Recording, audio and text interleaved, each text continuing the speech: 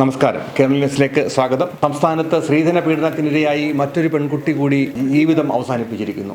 തിരുവനന്തപുരത്ത് ആറ്റുകാലിലെ വാടക വീട്ടിൽ ആണ് വർക്കല സ്വദേശിയായ ആതിരയെ ഇന്നലെ വൈകുന്നേരം മരിച്ച നിലയിൽ കണ്ടെത്തിയത്. ഭർത്താവ് അതുലിന്റെ ക്രൂരമായ ശാരീരിക മാനസിക പീഡനങ്ങളാണ് ആതിരയുടെ മരണത്തിന് കാരണമായത് എന്ന് ആണ് ബന്ധുക്കൾ ഇപ്പോൾ പറയുന്നത്. പ്രതിയായ കല്ലറ സ്വദേശി അതുലിനെ ഫോർട്ട് പോലീസ് കസ്റ്റഡിയിൽ എടുത്തിട്ടുണ്ട്. കേരള മനസാക്ഷിയെ വീണ്ടും പിടിച്ചുലയ്ക്കുന്ന ഒരു വാർത്തയാണ് ഇപ്പോൾ തിരുവനന്തപുരത്ത് ആറ്റുകാലിൽ സംഭവിച്ചിരിക്കുന്നത്. 50 പവൻ സ്വർണ്ണാഭരണം നൽകി ഏറെ ആർഭാടമായി വിവാഹം കഴിച്ച് വിട്ട ഒരു പെൺകുട്ടിയാണ് മാസങ്ങൾക്ക് ശേഷം ഈ ജീവിതം മടുത്ത് മരണത്തിലേക്ക് അഭയം പ്രാപിച്ചിരിക്കുന്നത്. വളരെ ഞെട്ടിക്കുന്ന വസ്തുതകൾ കൂടിയാണ് ഈ പ്രതിയായ അതുലിനെ കുറിച്ച് നമ്മൾ അറിയുന്നത്.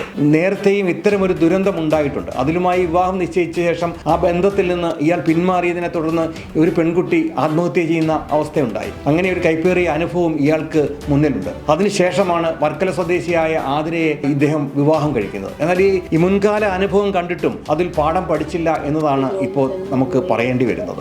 എത്ര സ്വർണ്ണമാണ് തന്നോന്നൊന്നും നമുക്കറിഞ്ഞുണ്ട്. പക്ഷെ അവർ കൊണ്ട് പണയം വയ്ക്കുകയെല്ലാം ചെയ്തിട്ടുണ്ട്.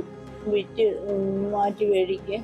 ഒരു 6 മാസം ആവുന്നതും അവൻ കൊണ്ടുപോയി മാറ്റി അമ്മയ്ക്കൂടെ അമ്മയ്ക്ക് നമ്മൾ കൊടുത്ത മാറ്റി മേടിക്കും. വിവാഹ സമയത്ത് നൽകിയ 50 പവൻ ആഭരണങ്ങൾ പലപ്പോഴായി അതിൽ വിൽക്കുകയും പണയം വെക്കുകയും ചെയ്തിരുന്നു. അതുപോലെ അതുപയോഗിച്ച് കാറ് വാങ്ങുകയും ഒക്കെ ചെയ്തപ്പോൾ അതുമായി ബന്ധപ്പെട്ട് ചില തർക്കങ്ങൾ ഇരുവരുടെ ഇടയിലും നിലനിന്നിരുന്നു. ഇന്നലെ അതുലിൻ്റെ പെൺസുഹൃത്തുമായിട്ട് അദ്ദേഹം ദീർഘനേരം സംസാരിച്ചുവെന്നും അത് സംബന്ധിച്ച് ഇരുവരും തമ്മിൽ കടുത്ത വാക്കുതർക്കം ഉണ്ടായതായിട്ടുമാണ് ഇപ്പോൾ പോലീസ് പറയുന്നത്. ഏതായാലും ഫോൺ കസ്റ്റഡിയിൽ എടുത്തിട്ടുണ്ട്.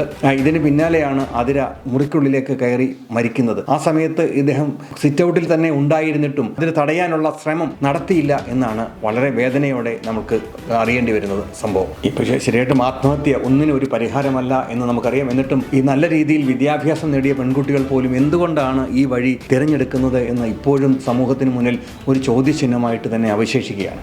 തനിക്ക് ഈ ജീവിതം ഉചിതമല്ലെങ്കിൽ, പീഡനങ്ങൾ സഹിക്കാൻ വയ്യെങ്കിൽ ആ വീട് വിട്ടിറങ്ങിപ്പോകാൻ ആ കുട്ടികൾ മടിക്കുന്നത് എന്തുകൊണ്ടാണ് എന്നാണ് നമ്മൾ ഇപ്പോഴും സംശയിക്കുന്നത്. തങ്ങളെ പൊന്നുപോലെ വളർത്തിയ ജനിപ്പിച്ച അച്ഛനും അമ്മയ്ക്കും മരണം വരെ തീരാ സങ്കടങ്ങൾ സമ്മാനിച്ചുകൊണ്ടാണ് ഇത്തരം മക്കളുടെ ആത്മഹത്യകൾ ഇവിടെ പെരുകുന്നത്. 64 വയസ്സ് കഴിഞ്ഞിട്ടും സ്വന്തം മക്കൾക്ക് വേണ്ടിയിട്ട് വിദേശത്ത് ചോര നീരാക്കി ജോലി ചെയ്തുകൊണ്ട് സ്വന്തം ജീവിതം ഹോമിക്കുന്ന ഒരു പിതാവ് ഉണ്ട്. ആ ആതിരയ്ക്ക് അച്ഛൻ വിദേശത്താകുമ്പോഴും ആ വിരഹവേദന പോലും മക്കളെ അറിയിക്കാതെ സ്നേഹത്തോടെ വളർത്തിയ ഒരു അമ്മ ഉണ്ട് ആതിരയ്ക്ക്. ഇവരെയൊക്കെ മറന്നിട്ടാണ്, ഇവരുടെ നെഞ്ചിലേക്ക് തീവാരി ഇട്ടുകൊണ്ടാണ് ഇവർ ഈ കുട്ടിയുടെ മരണം എന്നുള്ളത് നമ്മളെ ഏറെ വേദനിപ്പിക്കുന്ന ഒരു സംഭവമാണ്. ഇപ്പോൾ ഏത് കുട്ടിക്കാണ് സന്തോഷമായിട്ട് ജീവിതം മുഴുവൻ ജീവിക്കാൻ ആഗ്രഹമില്ലാത്തത്? എന്നിട്ടും ഈ ചെറുപ്രായത്തിൽ ജീവൻ വെടിയുവാൻ മാത്രം ആതിരയുടെ മനസ്സിലേക്ക് ആഴത്തിൽ മുറിവേൽപ്പിച്ചിട്ടുണ്ടെങ്കിൽ അത് ആരുടെ കുറ്റമാണ്? വെറുമൊരു ആത്മഹത്യാ പ്രേരണ കുറ്റം മാത്രം ചുമത്തി കോടതികൾ കയറി പിന്നീട് കേസുകൾ തേച്ചു മാച്ച് തടിയൂരുന്ന എത്രയോ പ്രതികൾ നമ്മുടെ മുന്നിലൂടെ നമ്മൾ കടന്നു പോകുന്നുണ്ട്. അത്തരം കാഴ്ചകൾ നമ്മളെ കുറച്ചൊന്നുമല്ല വേദനിപ്പിക്കുന്നത്. ഈ കേസിലും അത്തരമൊരു ഒത്തുകളി ഉണ്ടാകരുത് എന്ന് തന്നെയാണ് പൊതുസമൂഹം മൊത്തമായി പറയുന്നത്. വാടക വീട്ടിൽ നിന്നും ആതിരയുടെ ഡയറി കുറിപ്പുകൾ പിടിച്ചിട്ടുണ്ട്.